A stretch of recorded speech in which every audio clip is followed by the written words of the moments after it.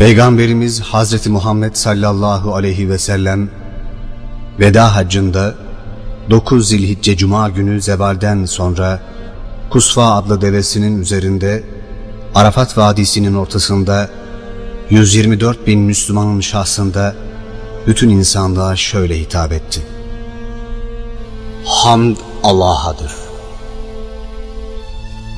Ona hamd eder, ondan yardım isteriz. Şehadet ederim ki Allah'tan başka ilah yoktur. Onun eşi, benzeri ve dengi yoktur. Yine şehadet ederim ki Muhammed onun kulu ve Resulüdür.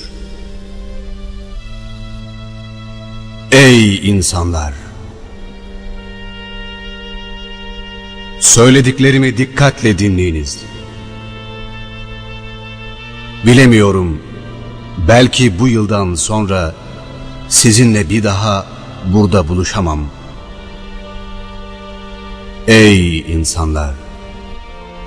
Bu günleriniz nasıl mukaddes bir gün, bu aylarınız nasıl mukaddes bir ay, bu şehriniz Mekke nasıl mübarek bir şehirse, canlarınız, mallarınız, iffetiniz, namuslarınız da öyle mukaddestir.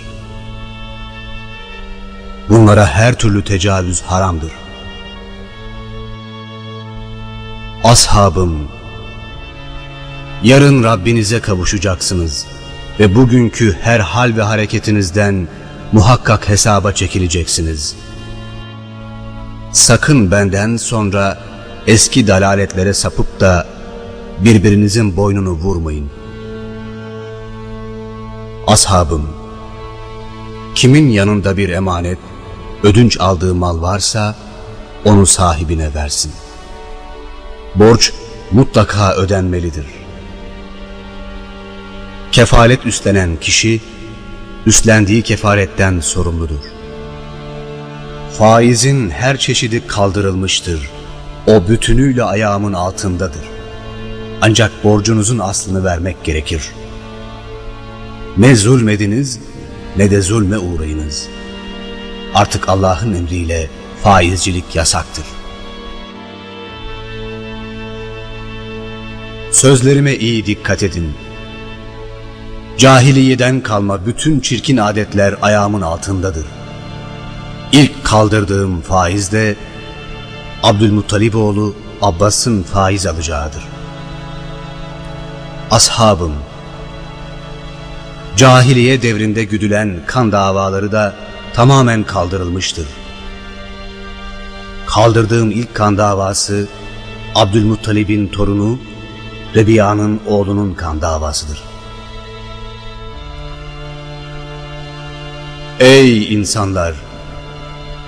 Kadınlarınız hakkında Allah'tan korkun. Onların hakkına riayet edin. Siz onları Allah'ın bir emaneti olarak onun adına güven vererek aldınız.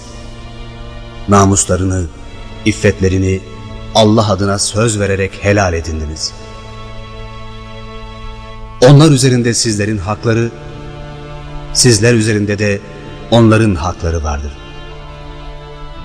Sizin kadınlar üzerindeki hakkınız, onların aile şerefini hiçbir kimseye çiğnetmemesi, hayırlı bir işte size karşı gelmemeleridir. Kadınların da sizin üzerinizdeki hakları, meşru bir şekilde her türlü yiyecek ve giyeceklerini temin etmenizdir. Bir kadın kocasına ait malı ancak onun izniyle başkasına verebilir. Kadınlar konusunda birbirinize hayırlı tavsiyelerde bulunun. Ey insanlar! Bugün şeytan sizin şu topraklarınızda yeniden tesir ve hakimiyet kurma ümidini tümüyle kaybetmiştir. Fakat siz bu zikrettiğim şeyler dışında küçük gördüğünüz işlerde ona uyarsanız, bu onun hoşuna gidecek, onu memnun edecektir. Dininizi korumak için küçümsediğiniz bu tür işlerden de sakının. Ey insanlar! Sözümü iyi dinleyin, iyi anlayın ve kavrayın. Rabbiniz birdir, babanız birdir. Hepiniz Adem'in çocuklarısınız. Adem ise topraktandır. Arap'ın Arap olmayana, Acem'in Arap'a, siyah tenlinin beyaza, beyaz tenlinin siyaha üstünlüğü yoktur. Üstünlük ancak takva iledir. Allah nezdinde en kıymetli olanınız, ona karşı en çok takva sahibi olanınızdır. Her Müslüman diğer Müslümanın kardeşidir. Böylece bütün Müslümanlar kardeştir. Dikkat edin, asla zulmedenlerden olmayın. Din kardeşinize ait olan bir mal, gönül hoşluğuyla onun tarafından verilmedikçe size helal değildir. Ey insanlar! Allah her hak sahibine miras hakkını vermiştir. Ayrıca mirasçıya vasiyet yoktur. Bir çocuk meşru nikaha dayalı olarak kimin döşeğinde doğmuşsa nesebi o kişiye aittir. Zina eden için mahrumiyet ve işlediği fiilin cezası vardır. Onlar ayrıca Allah'a hesap vereceklerdir. Babasından başkasına nesep iddiasında bulunan soysuz, efendisinden başkasına intisaba kalkışan nankördür. Allah'ın gazabı, meleklerin ve bütün Müslümanların laneti onların üzerinedir. Cenab-ı Hak bu gibi insanların ne tövbelerini ne de adalet ve şehadetlerini kabul eder. Haksızlık yapmayın. Haksızlığa da boyun eğmeyin. Ahalinin haklarını gasp etmeyin. Ey insanlar! Her suç işleyen suçundan kendisi mesuldür. Cezasını o çeker. Hiçbir suçlunun işlediği suçun cezasını evladı çekmez. Hiçbir evladın suçundan da babası mesul tutulamaz. Ey insanlar! Devamlı dönmekte olan zaman, yeniden Allah'ın gökleri ve yerleri yarattığı günkü duruma dönmüştür. 1 yıl 12 aydır. Bunların 4'ü haram aylardır. Onların 3'ü arka arkayadır. Zilkade, Zilhicce ve Muharrem. 4.'sü de Recep'tir. Ey insanlar! Allah'a ibadet edin, 5 vakit namazınızı kılın, Ramazan orucunu tutun ve emirlere itaat edin ki Rabbinizin cennetine giresiniz. Ey müminler! Size bir emanet bırakıyorum ki ona sarıldıkça yolunuzu şaşırmazsınız. Bu emanet Allah'ın kitabı Kur'an'dır. Onunla amel edin. Hac amellerini benden öğrenin. Bilemiyorum. Belki de bu seneden sonra sizinle burada bir daha buluşamayacağım.